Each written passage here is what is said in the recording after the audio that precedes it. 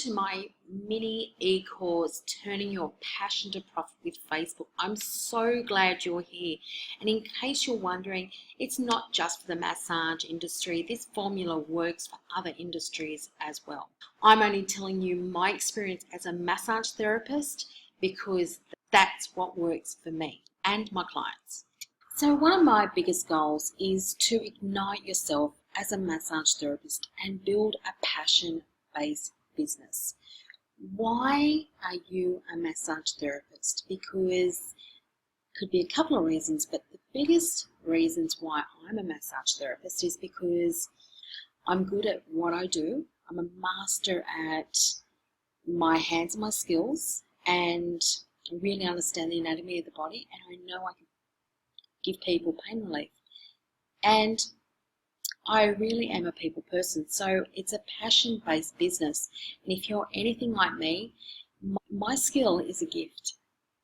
So what is your client's biggest problem? And I'm going to share today a big costly mistake that massage therapists gets wrong. So who is this for? If you're a massage therapist, if you work from home, you rent a room or a salon, or you're a mobile massage therapist, either being remedial, relaxation, spa therapist, holistic, trigger point, deep tissue, sports, etc., or anyone that really wants more clients. You don't need to sacrifice your quality of life. In fact, you can work less and earn more. And you're saying, well, how? Well, it's a way you put things together. You can actually charge a higher rate. So if you found a way of bumping your prices up, and you're not competing against anybody else, you package it up in such a way that you're actually earning more money and you actually can work on less clients. And it's a greater impact you have on your clients and your family because you're serving your clients better and you're spending more time with your family. So if you want to travel more, spend more time with your family and control your cash flow, this is perfect for you. So what is marketing? Everybody asks about marketing. Yes, it's about beautiful brands and colours and everything else, and we'll talk about that later. But what marketing really is, it's how you make people feel, showing your potential clients that you understand them on a personal level. For example, jewelers sell love. They don't just sell diamonds. Now, Kleenex, if you can imagine Kleenex packaging, what do you see? You see a puppy on it. Now, when you think about it, it's quite clever because Kleenex is not just selling toilet paper to wipe your bum with. They're actually selling happiness.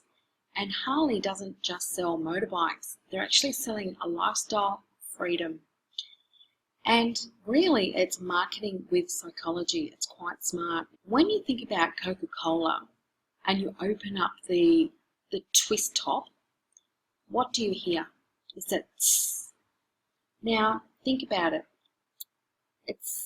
That noise has been engineered to ignite a feeling of happiness and memories of advertising of people being down the beach or healthy, and even though it's got 16 teaspoons of sugar, it's psychology with marketing. So this is one of the big costly things that I think that the massage industry sells and they're getting wrong. But before I get to that, what is the one thing that we are selling? So hear me out. Who really wants to be naked? Who really wants oil rubbed all over them? And who really wants to be massaged by a stranger? Some people feel really embarrassed. It's quite a difficult thing. It's for people to go in and have a massage because they feel vulnerable. Then if they're not naked, they've got their underwear on. It's still, people see people's cellulite, and I've had people apologise on the bed to me, which I feel really sad because people are self-conscious of their bodies. But they're not really, we're not selling a massage here, guys. We're selling, first of all, depending on what kind of therapist you are, we're selling relief as quick as possible from pain and discomfort and tension.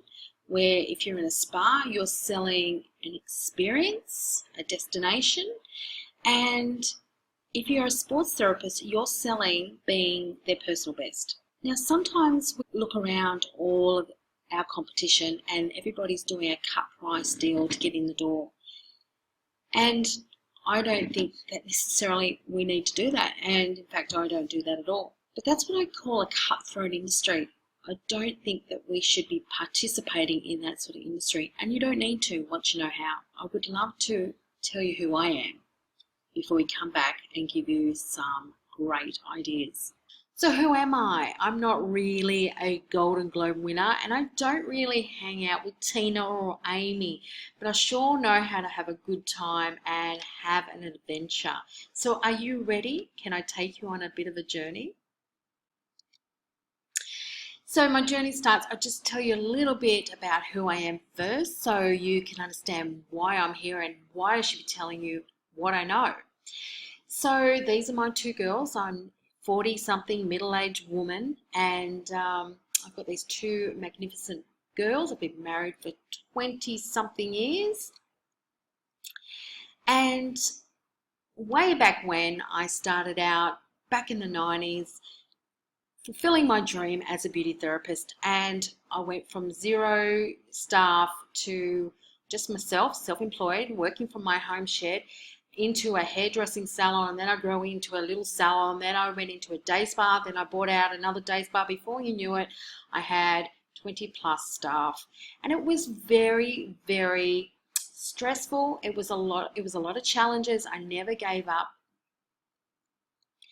And the reason that I'm here today is because of all these challenges. One of the great things when I was in business was I had the unfair advantage of learning how to use Google for my business, and Google AdWords, and being at the top of #1.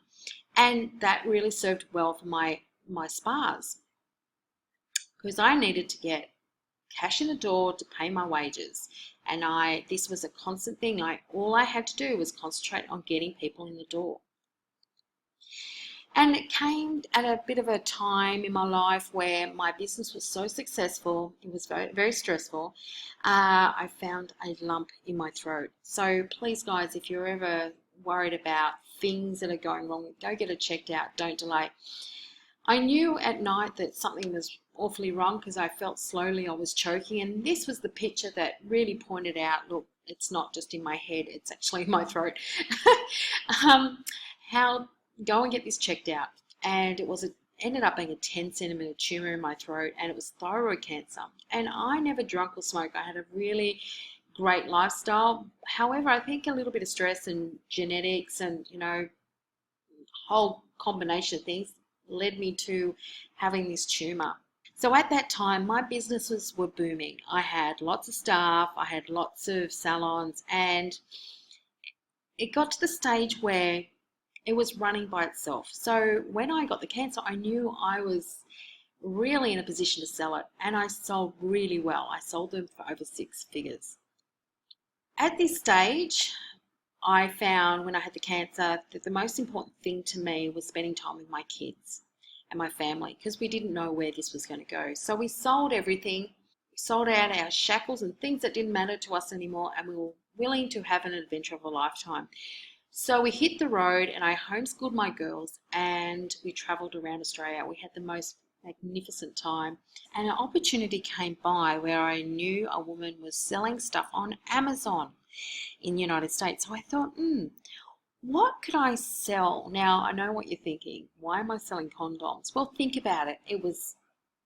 It's small, it's compact, everybody needs it, and people are embarrassed to buy them in the shops. So I decided that this would be a perfect opportunity on the release of the books and the movie. You know exactly what I'm talking about, and it went really well. However, I did have a bit of a learning curve, and that was I couldn't sell them with the power of Facebook. I got shut down because I didn't know that you couldn't sell them on Facebook. You can't have anything to do with sexuality whatsoever on Facebook. That was a lesson learned. An opportunity came to me flying, and I love being with people and a real people person. So I took up a job working for an airline, and I absolutely loved it. Had an adventure of a lifetime. As you can see here, I just was able to see Australia and overseas, and had an amazing time. It was like my midlife crisis, career change. However, the salary was just not working for me, and I was working with 20-something-year-old people who had other things going on in their life. I just couldn't relate to them. And I was this entrepreneur. I knew that this wasn't really destined for me long term. So I started up my massage business, and I just had this amazing website, and I thought people would just flock to me. And I did have a Google ad campaign going, and I still do today. It was pretty good, but I really needed to step it up because my husband's going to say, hey, listen, I think you need to go back to work because we need to have X amount of dollars in the door each week. And I had this amazing website, just thought people would just flock to my door. And they were really, because I had Google AdWords set up, but I really needed to take it to another level because I still needed to fill gaps. So I met up with my girlfriend, and she was selling over $30,000 of investment properties in commission sales from the power of Facebook. I could not believe what was happening to her. She was getting all these leads in. And that's what made me go, hey, what are you doing? I need to learn how to do it. She said, well, I've come across this formula with this amazing coach, and I put it into action, and it's working really well for me. And she said, I don't think anyone's doing this for the massage industry. I went, well, let's have a look and let me try it out. Since then, I've gone from 0 to 100,000 quite easily, and doing a lot of corporate gigs and really enjoying it. I don't want any staff. The staff that I do have is not really staff, they're subcontract. So I just pass them work and they give me a cut of their earnings. It's amazing. So this is how I'm able to travel and still earn money while I travel. If the clients are coming in, I remote control my business wherever I am, as long as I've got internet, of course. And when I'm on the back of the bike in Bali, I'm actually still making money because people are booking in, and if I can't attend to them, I actually give them to other therapists and they give me a cut. So it's a win-win. I would have lost those clients if I didn't have that opportunity otherwise. So this is the power of Facebook. Fans will fall in love with your service and your brand, and they always want to see what you're up to. You could grow an online store, like you could remote control your bookings from anywhere, like I have, and you can remote control your cash flow and your lifestyle. So you know what? Even just yesterday, I thought, gee whiz, I would work a whole week working for an airline, which what I can make in one day. It's really working smarter, not harder. In a part 2 next video, I will show you how to set up your Facebook so people can find you easily. It's a great strategy.